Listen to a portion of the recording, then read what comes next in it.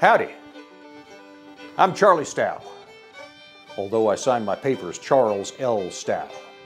So you'd like to know a little bit about my life? Well, all right. I was born and raised on a farm in Ohio. When I was 17, I headed to Kansas to try my hand at being a cowboy and cattleman. I ended up in Wyoming in 1880, got into the stock business, and took up some land on the Sweetwater River. In 1889, I saw my neighbor, Jack Cooper, shot and killed by a fellow rancher. There was so much fighting going on in those days. Range wars, they called them. Big ranchers wanted the little ranchers off the land. A lot of innocent people were murdered in those days. My life took a turn in 1891 when I married Jack's widow, Minnie. And I was elected sheriff of Fremont County. Thank you, honey. I was sheriff from 1891 to 1895 and again from 1901 until now. I suppose what was most notable about my time as sheriff were my encounters with the outlaw, Butch Cassidy. In 1892, he was captured for horse stealing and taken to the Uintah County Jail in Evanston, Wyoming.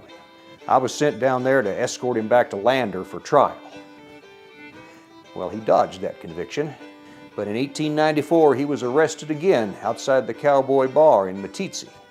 This time he was found guilty and sentenced to 2 years hard labor at the Wyoming State Penitentiary. Again, I was his escort to prison. Well, I kind of liked Butch, and I hated to see him chained up. Well, when we got to the prison, Warden Adams was shocked to see he wasn't in shackles, and he demanded to know why. Well, Butch said, "Honor among thieves, I guess." That was Butch, always quick with a smart remark.